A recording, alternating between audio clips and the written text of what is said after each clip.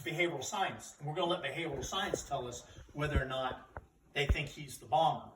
Well, I will tell you that my feeling with behavioral science is they kind of sit on the fence a lot of times, and if it falls to the right, yep, see, we told you. If it falls to the left, yep, see, we told you. So they went in and they started doing this. It was a mistake from the beginning. The director of the FBI found out what they were doing and said, absolutely not. He will be advised of his Miranda warnings because he is technically in custody and he needs to be advised. So what happened was a lot of pressure. They start talking. They say, you know, this is what we're going to do. We're going to go back in there and we're going to tell them. We're going to say, listen, we're going to make this video and we're going to kind of make it action oriented. So what we're going to do is we're going to read you your rights. Well, Richard's not stupid. And he goes, I think I need an attorney. So that ends everything. Those agents get into big trouble. Mm-hmm. Okay? Louis Freeh, the director of the FBI, comes down to Atlanta. He takes one agent and me, and he said, you guys put him in, put him out. We want to know. Now, at that point, the media was starting to follow him. You know, we had surveillance on him because we had to have surveillance on him, but the media was like all over the place. It was ridiculous. To your point, it was so unjust. We ended up interviewing all of his associates. Like one associate said, Richard and I used to build big, like firecrackers, like bomb-type firecrackers. Well, who the hell hadn't? I did when I was a kid. So we were looking at all this stuff. Long story short, we go back to the director and we said, Director, this guy is not the bomber. We feel absolutely positive. I actually was in on the final interview of Jewel. And it was funny because I was telling someone right before the interview, he came up to me and he's like, where were you at when the bomb went off? And I said, well, I'm on the SWAT team. He goes, you're on the SWAT team? And I said, yeah. He goes, hey, when this is all done, can we go shoot? Mm-hmm. I said, yeah, well, maybe we'll go shoot. Mm-hmm. And as you know, I don't know if you guys know, Richard's no longer with us, but he became a police officer. He saved 2 or 3 people's lives. I mean, the guy was truly, truly a hero, and it was a horrible injustice that happened to him, in my opinion. Yep. So Richard Jewell movie comes out. So I'm like, okay, I wonder who's going to play Bill Lewis in this. Well, I'm sorry, but Clint Eastwood got it completely right. I mean, that movie was so far from the truth, and it was hard for me. I'm in the movie theater with my wife, and I'm watching it, and I'm like, that didn't happen. But you can't stand up and say that didn't happen because then they're all going to say, well, yeah, we know what the FBI does. So, but what I wanted to take you through real quick, and I promise I'll make this quick. I found this was very interesting. This is kind of a forensic. I went to Nina Hendrix's criminal justice class. She's got a forensics class, and this is something. So within probably 2 weeks of the Atlanta bombing, the ATF and FBI bomb techs came up with all of the items that made up that first bomb. Okay, so it was in an Alice pack. It had an 1/8-inch steel plate, 3 pipe bombs with smokeless powder. It had nails that were taped to the pipe bombs, and it had the Big Ben clock.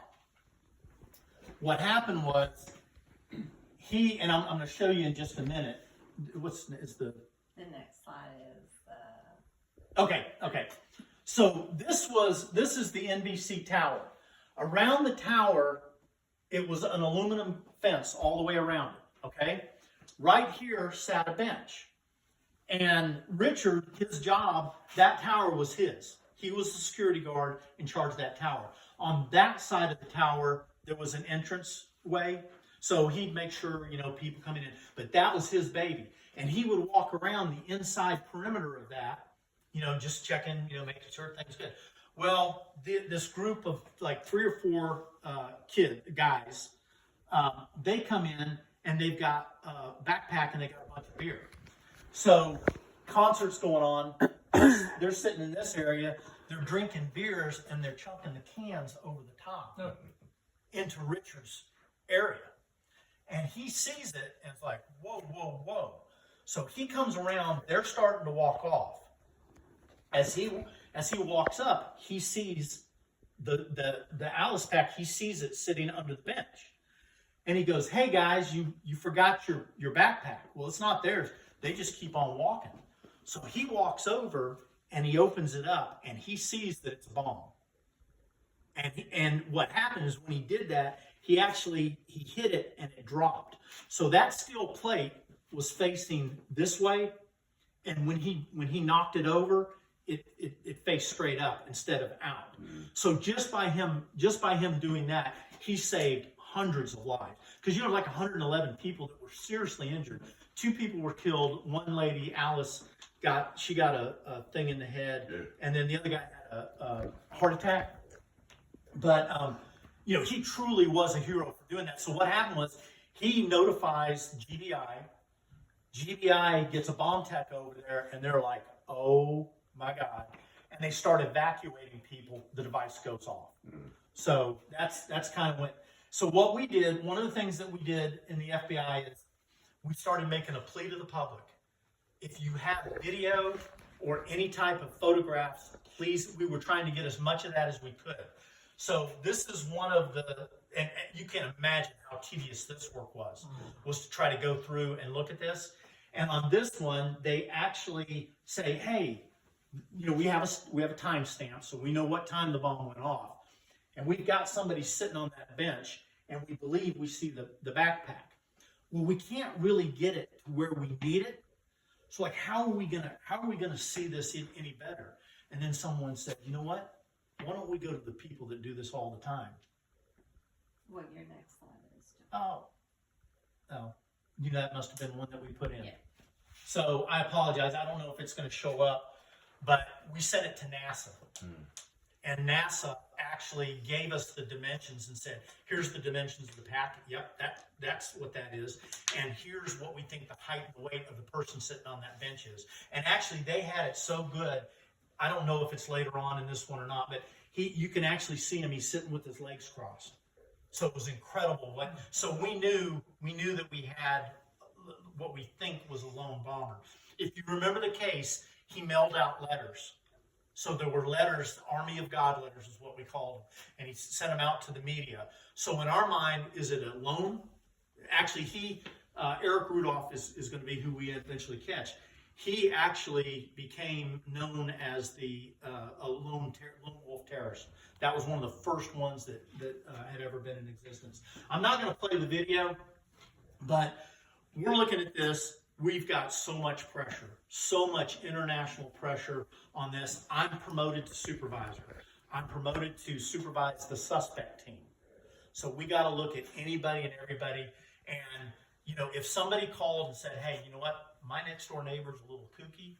And one time we were talking and he said, "The best place to do a terrorist incident would be at the Olympics." We had to do a cursory look. Now, we didn't get very invasive into it, but we had to go, "Okay, what do we know about this guy? No, this person, no." So we're rocking along, but things are not happy in the bomb task force in Atlanta because, man, we really don't have anything. And somebody comes into our office and says, "Hey, Mr. Lewis, we just had a bomb go off at an abortion clinic in Sandy Springs." So we got people headed that way. Well, if you remember, go ahead and see. I don't know what's next. The components. Yeah. Okay. So hold for just a second.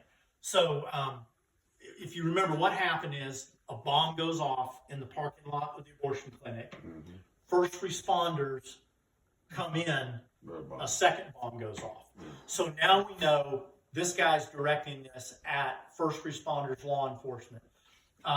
It was interesting because one of the untold stories is the bomb was in the parking lot, and this guy decided where the first bomb went off, his car was near, and he didn't want to get caught up. So he took his car and he parked it over here next to the second bomb.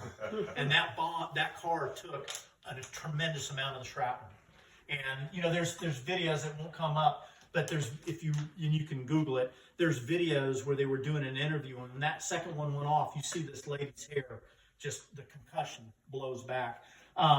I knew a couple of the agents were there, and they had like ruptured eardrums and stuff like that. But luckily, no one was hurt too bad.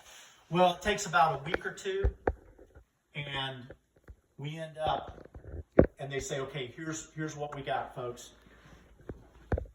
It was metal ammo cans buried in the ground. We got our 8-inch tapes. Instead of smokeless powder, we're now looking at NG dynamite. We've got baby bend clocks instead of the big bend clock, but we've got the flooring nails and stuff like that. So we're like, and if anybody's in law enforcement or has delved and you watch the CSI and stuff, one thing that we've learned is bombers kind of have signatures. They kind of build it the same way. If it works, then I'm going to kind of stick with it, or I'm going to go ahead and modify it just a little bit. So he did some modifications to it, but they were extremely effective. All right. So of course, I just put this up so you guys already know it. You see what the comparisons were. So this was like January, and like within a month, they said, hey, it was actually at night, and they said, hey, we just had a bomb go off at a gay bar in Buckhead. It might have been Cheshire Bridge. Cheshire Cheshire Bridge. Bridge. Yeah. And they said, we think there may be a secondary device. So we've evacuated the area. They actually found the secondary device in a bush.